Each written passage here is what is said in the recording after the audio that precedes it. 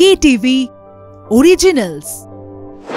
নমস্কার, কলকাতা টিভি ডিজিটালে আপনাদেরকে স্বাগত। আপনাদের সঙ্গে রয়েছে আমি অভিক। শুরু করছি জেলার বুলেটিন। জেলার বুলেটিনে বিভিন্ন জেলায় আজকে দিনভর কি কি ঘটনা ঘটলো সেই খবরই দেখাবো।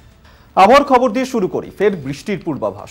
দক্ষিণবঙ্গের প্রায় সব জেলাতেই আগামী 3 দিন বজ্রবিদ্যুৎ সহ হালকা থেকে মাঝারি বৃষ্টিপাত হতে পারে বলেই জানিয়েছে আলিপুর আবহাওয়া দফতর।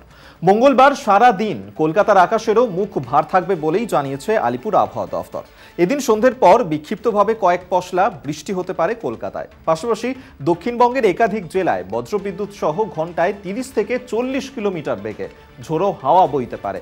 হাওয়া অফিস সূত্রে খবর, দক্ষিণবঙ্গের জেলায় জেলায় বৃহস্পতিবার পর্যন্ত হালকা থেকে মাঝারি বৃষ্টি হতে পারে। তারপরও শুক্রবার পর্যন্ত বিক্ষিপ্তভাবে হালকা বৃষ্টি হতে পারে দক্ষিণের জেলাগুলিতেও। তবে শনিবার থেকে ধীরে ধীরে আকাশ পরিষ্কার হবে। বুধবার রাত থেকে শুক্রবার পর্যন্ত উত্তরের জেলাগুলিতে হালকা থেকে মাঝারি বৃষ্টিপাত হতে পারে। হাওয়া অফিস জানাচ্ছে, বঙ্গোপসাগরের ওপর থেকে প্রচুর পরিমাণে জলীয় বাষ্প রাজ্যে ঢুকছে। সেই কারণেই চৈত্রের শুরুতে ঝড় বৃষ্টির অনুকূল পরিস্থিতি তৈরি হয়েছে। বাংলার অধিকার যাত্রা প্রচার শুরু হলো তৃণমূল কংগ্রেসের তরফ থেকে। চতুর্থবারের জন্য হাওড়া সদর কেন্দ্রে তৃণমূলের টিকিটে ফের ভোটে দাঁড়িয়েছেন। মঙ্গলবার সকালেই বিধায়ক গৌতম চৌধুরীর নেতৃত্বে 15 নম্বর ওয়ার্ডে বিজয় মুখার্জি রোড 2 নম্বর বড় অফিসের কাছ থেকে ভোলে বাবা মন্দিরে পুজো দিয়ে হাওড়া লোকসভা কেন্দ্রের প্রার্থী প্রসূন বন্দ্যোপাধ্যায় প্রচার শুরু করেন। সেই ছবি এই মুহূর্তে দেখতে পাচ্ছেন। প্রচার করছেন তিনি এবং হাওড়ার এসি মার্কেট চত্বরে ব্যবসায়ীদের সঙ্গে জনসংযোগ করলেন প্রার্থী প্রসূন বন্দ্যোপাধ্যায়। সমস্ত গোষ্ঠীদ্বন্দ্ব কাটিয়ে জেতার পক্ষে আশাবাদী প্রার্থী প্রসূন বন্দ্যোপাধ্যায়।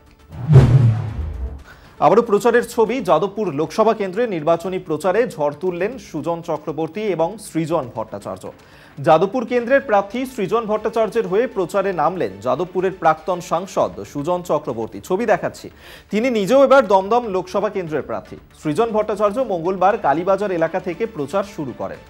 সুজন বলেন, যাদবপুরকে সৃজনশীল গড়ে তুলতে হবে, তাই সৃজনকে জেতাতেই হবে। জয়ের ব্যাপারে আত্মবিশ্বাসী সৃজন। যাদবপুর এবার বামেরা পুনরুদ্ধার করবে বলে তিনি আশাবাদী। মহিলাদের প্রকৃত উন্নয়ন করতে হবে বলেই তার বক্তব্য। দেশ ও রাজ্যে একাধিক নারী নির্যাতনের ঘটনা ঘটেছে। মহিলাদের ভোট হিসেবে না দেখে মানুষ হিসেবে দেখা উচিত বলেই মন্তব্য তার।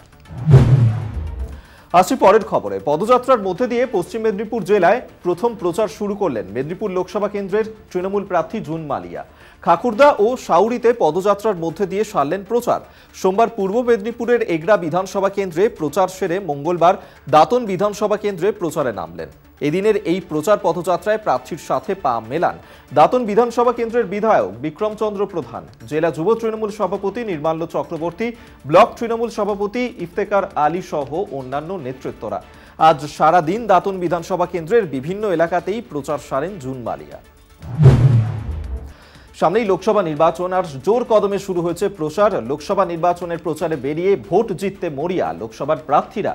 নির্বাচনে বেরিয়ে প্রার্থীদের একাধিক প্রতিশ্রুতি তো আছেই, তেমনি আরামবাগ লোকসভা কেন্দ্রের তৃণমূলের প্রার্থী মিতালি বাগকে পশ্চিম মেদিনীপুর জেলার চন্দ্রকোনা বিধানসভা এলাকায় প্রচারে বেরিয়ে দেখা গেল একেবারে অন্য মেজাজে।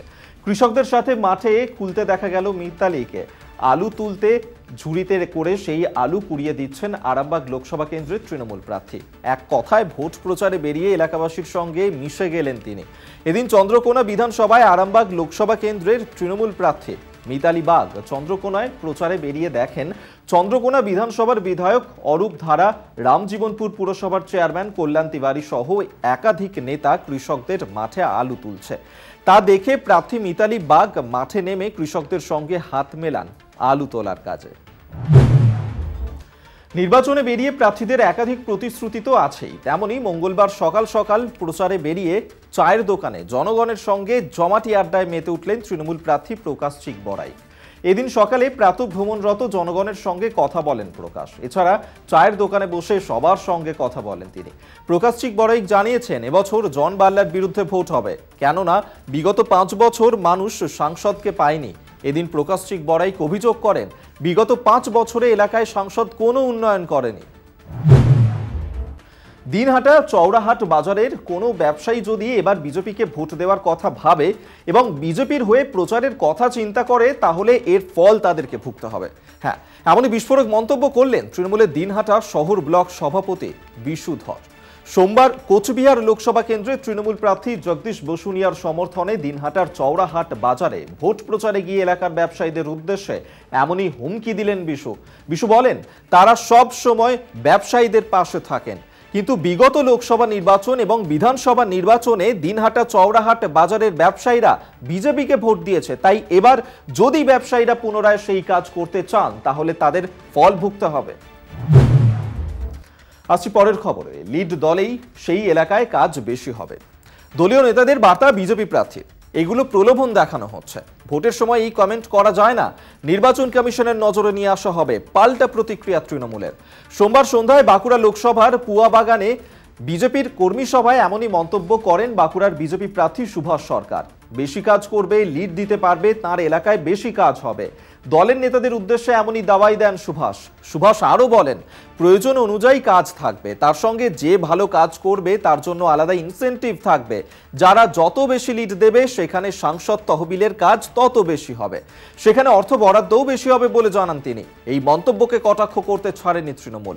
নির্বাচনের সময় এইসব কমেন্ট করা যায় না, এগুলো বেআইনি, প্রলোভন দেখানো হচ্ছে, নির্বাচন কমিশনের নজরে আনা হবে বলেই হুঁশিয়ারি তৃণমূল প্রার্থী অরূপ চক্রবর্তী।